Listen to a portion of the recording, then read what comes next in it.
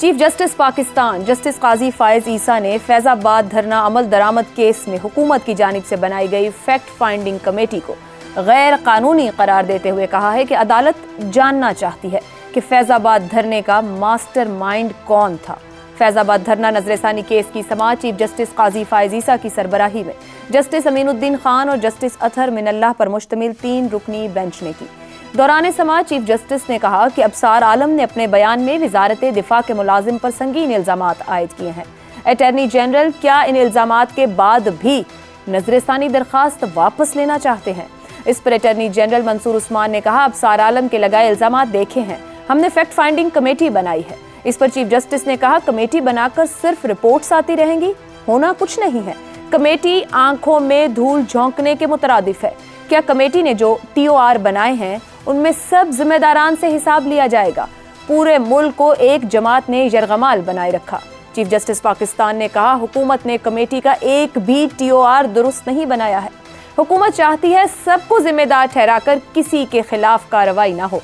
अरबों का नुकसान हुआ मगर हुकूमत को परवाह ही नहीं। कमेटी रिपोर्ट का क्या होगा? क्या कमेटी रिपोर्ट काबीना में पेश होगी? कमेटी की रिपोर्ट अदालत में पेश होगी ताकि कार्रवाई हो सके। उन्होंने मजीद कहा कि फैजाबाद धरना फैसले पर अमल दरामद कराना हुकूमत का काम है। हुकूमत ने सुप्रीम कोर्ट के फैसले को संजीदा ही नहीं लिया। चीफ जस्टिस पाकिस्तान का कहना था कि 6 फरवरी 2019 से आज तक इस फैसले पर अमल दरामद नहीं हुआ। इस तरह तो हर कोई कहेगा मैं जो भी करूं मुझे कोई पूछ ही नहीं सकता। चीफ जस्टिस पाकिस्तान जस्टिस काजी फायज ईसा का कहना था कि माजी से सीख कर हुकूमत को ऐसे इक़दाम कर रहे हैं कि मुस्तकबिल में ऐसे वाक़यात ना हो। जब कानून हाथ में लेने वालों को सजा मिलेगी तो लोग सबक लेंगे। सुप्रीम कोर्ट ने फैजाबाद धरना केस की समाअत 15 नवंबर तक मुलतवी कर दी और अटॉर्नी जनरल को कहा है कि 2 हफ्तों में बताएं कि हुकूमत ने इस बारे में इंक्वायरी कमीशन कायम करना है या नहीं।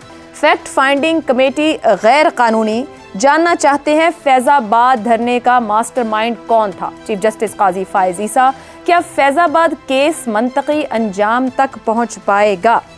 अबसार साहब, आज अदालत में आपसे भी सवाल जवाब हुए, आपने अपना बयान हल्फी भी दिया है, उसके बाद टीवी चैनल्स पर भी ये गुफ्तगू मुस्तकिल हमारे सामने रही है। आज की समाअत को देखते हुए, क्योंकि एक पुराना फैसला है, करीबन 4-5 साल पुराना फैसला, उस पर अमल दरामद नहीं हुआ, नजरसानी दरखास्तें दायर हुई, फिर सब वापस ले ली गई हैं, इसका मतलब है हुकूमत फैसला कबूल कर चुकी है। समझ रहे हैं कि मंतकी अंजाम की तरफ बढ़ेगा ये मामला? देखिए, ये बात आज अदालत में भी हुई है और किसी और बात पे बात करते हुए मैंने जब कहा मोअज़्ज़ज़ बेंच को कि मुझे उम्मीद नहीं थी किसी एक केस के मामले में, मेरा ज़ाती वो केस था अपॉइंटमेंट का, तो मैंने कहा मुझे उम्मीद नहीं थी। तो चीफ जस्टिस काजी फायज ईसा साहब ने कहा कि उम्मीद कभी छोड़नी नहीं चाहिए। तो मैं उन्हीं की बात पे यकीन करता हूँ और मैं ये समझता हूँ कि उम्मीद कभी नहीं छोड़नी चाहिए कि अंजाम तक पहुँचेगा, इसकी उम्मीद मुझे है। और मंतकी अंजाम इसका ये नहीं है कि किसी सरकारी अहलकार को, रिटायर्ड को आप पकड़ के जेल भेज दें या उसको सज़ा दे दें, ये मकसद नहीं है। अल्लाह जानता है ये मकसद नहीं था मेरे बयान हल्फी का। मैं सिर्फ ये चाहता हूँ कि मैंने 2 साल टैक्स पेयर्स के पैसे से तनख्वाह ली है, उन 2 सालों का मैं अवाम को जवाबदेह हूँ, अल्लाह को भी जवाबदेह हूँ, आइन को भी जवाबदेह हूँ। वहाँ मैंने जो सच देखा वो मैं लोगों से शेयर कर रहा हूँ। अभी कुछ चीज़ें उसकी शेयर की हैं एक बयान हल्फी में, अभी बहुत कुछ है। और ये मेरा अपने आप से वादा इसलिए है कि जर्नलिस्ट के तौर पे सारी उम्र काम किया था, तो जर्नलिस्ट का काम ये होता है कि वो सच को सामने लाता है, हुकूमतों के सच को। मैं तो हुकूमत के अंदर चला गया और वहाँ जाके जो मैंने देखा और फिर उसकी वजह सच लाने की सामने सिर्फ ये है कि जो हमारे निज़ाम में ख़राबियाँ हैं और जो हमारे मुल्क के हालात हैं, लोगों को, एक जर्नलिस्ट का काम होता है लोगों को सच तो बता देना। अब मेरे लिए ये सरमाया हयात है, आज जजेस के कमेंट्स के अबसार आलम ने इस निज़ाम को एक्सपोज कर दिया। बस मेरी ज़िंदगी का मैं समझता हूँ मकसद पूरा हो गया। इससे ज़्यादा ना मेरा कोई इनकलाब है, ना मेरी किसी से दुश्मनी है, ना मेरी किसी से रंजिश है। निज़ाम को एक्सपोज करना था कि इस निज़ाम में ये ख़राबियाँ जो हमें आगे नहीं बढ़ने दे रहा। अब ये निज़ाम चलाने वालों पे है और निज़ाम बनाने वालों पे है कि इसको कैसे बेहतर करें ताकि हमारे मुल्क के लोगों की खुशहाली हो, तरक्की हो, वो आगे बढ़ें। हम इसी चक्कर में ना फंसे रहें जिसमें हम पिछले 75 सालों से फंसे रहे हैं और जिसका जिक्र किया मोअज़्ज़ज़ जजेस ने कि 75 सालों में सरकार के काम करके किसी ने बाहर जाके इस तरह बात नहीं की जैसे आपने की है, मैंने मतलब की है। तो मुझे तो नहीं पता था, ये मैं पहला शख्स हूं और मेरा ख्याल है कि ये करना चाहिए, सच हमें लोगों से बोलना चाहिए। हम टैक्स पेयर से पैसे की तनख्वाह लेते हैं तो उनको सच बताना भी हमें चाहिए। मैं अकाउंटेबल हूं उन 2 सालों का, लेकिन 30 साल मैंने टैक्स दिया भी है इस रियासत को। तो इस रियासत को जो मैंने टैक्स दिया है वो जिनकी तनख्वाह में जाता है, मैं चाहता हूं कि वो मुझे पता चले उन्होंने काम कैसे किया अपने ओहदों पे, और उसमें मैंने जो कंट्रीब्यूट कर सकता हूं मैंने किया है, इससे ज्यादा नहीं है। मुझे उम्मीद है एक और उसमें बात सिर्फ मैं आखिरी करूंगा कि वो जो कमेटी की उन्होंने रिजेक्ट किया है ना कि कमेटी कुछ नहीं कर सकती, वो बात ठीक है बिल्कुल, और कमीशन का उन्होंने इशारा दिया है, लेकिन कमीशन का भी माजी को बहुत अच्छा नहीं रहा। मैंने खुद एग्जांपल दी, मैंने कहा ये एबटाबाद कमीशन उसकी रिपोर्ट बाहर नहीं आई, हामिद मीर कमीशन की रिपोर्ट बाहर नहीं आई, और एक मैं एग्जांपल दे नहीं सका, महमूद रहमान कमीशन की रिपोर्ट सामने नहीं आई। वो आई तब जब इंडिया में लीक हुई, तो हमारे यहाँ भी थोड़ी वही जो पार्शली जो लीक हुई थी वही यहाँ भी पब्लिक हुई, पूरी अभी भी नहीं लीक हुई।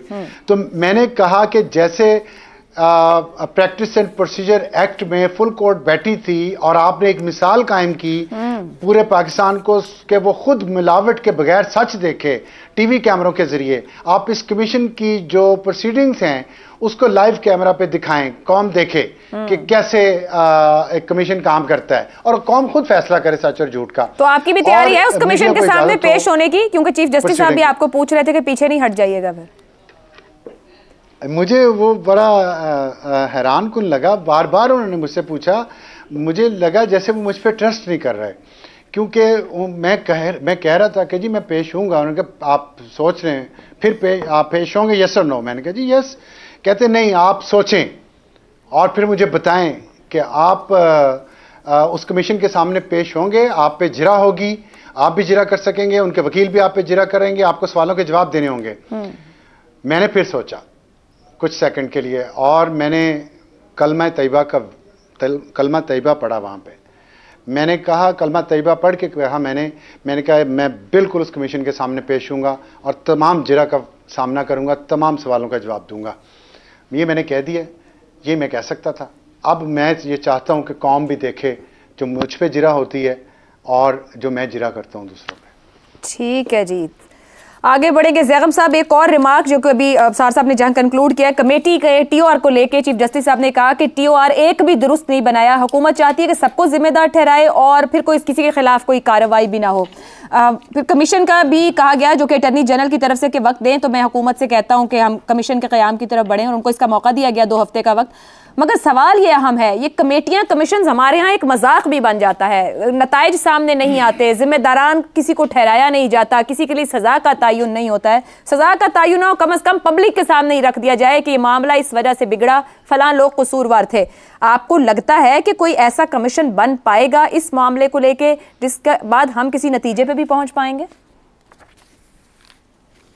ये कमेटियां और कमीशन बहुत सोच समझ के बनाए जाते हैं और इनका मकसद होता है और वो मकसद हासिल किया जाता है, और मकसद यही होता है कि उस मामले को डिफ्यूज़ किया जाए।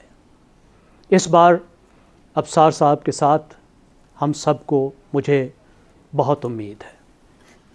देखिए, पाकिस्तान की तारीख़ के 3 जुर्म ऐसे हैं इस मुल्क के ख़िलाफ़ जिनको तारीख़ कभी माफ़ नहीं करेगी। सबसे पहले हमारी अशराफिया का वो सलूक जो मशरक़ी पाकिस्तान के अवाम से किया गया, जिसके नतीजे में ये मुल्क टूटा।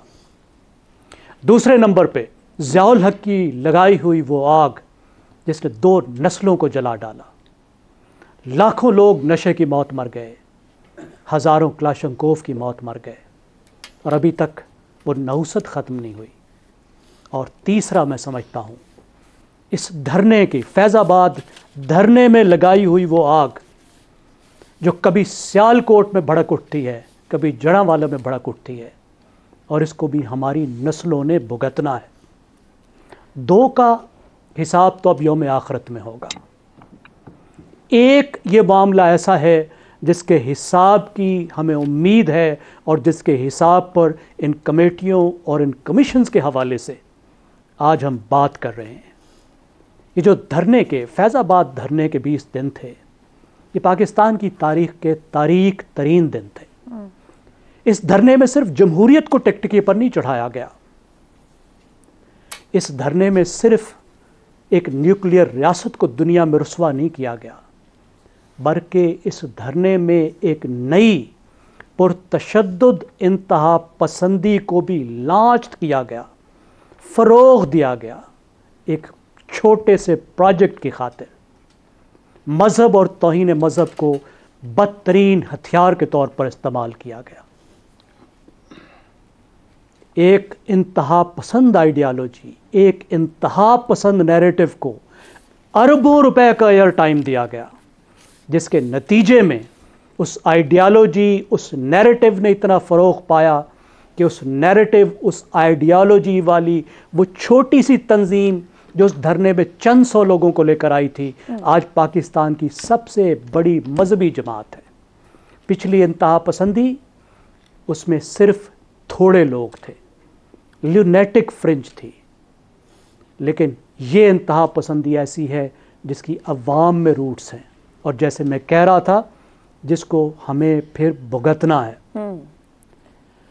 अब अकाउंटेबिलिटी की बात आप देखिए, वो जो पुरानी रूटीन की बात हो रही है, रिव्यू से सब भाग रहे हैं, जुबानें गुंग हो रही हैं, सिर्फ अबसार आलम बोल रहा है। ये मुल्क सिर्फ अबसार आलम का है? अबसार ने तो 2 साल सरकारी काम किया। इससे बड़े बड़े ओहदे पर जो बैठे हुए थे, जिन्होंने 30-30 साल काम किया था, जिन्हें इस मुल्क ने वो कुछ दिया जिसका वो तसव्वुर नहीं कर सकते थे, जिनकी नस्लें बन गई, वो क्यों खामोश हैं? और जज साहब को बार बार अबसार आलम से क्यों पूछना पड़ रहा था कि भाई तुम भी बोलोगे या नहीं बोलोगे? इसलिए कि पाकिस्तान से ये लेने वाले लोग सिर्फ लेना जानते हैं। सही। जब पाकिस्तान को देने का वक्त आता है तो उस वक्त देने को तैयार नहीं होते। सही। जब अकाउंटेबिलिटी का वक्त आता है तो फिर ऐसी ही कमेटियां बनती हैं फैक्ट फाइंडिंग, जिसका ना सर होता है, ना पैर होता है, ना कानूनी हैसियत क्लियर होती है। ठीक।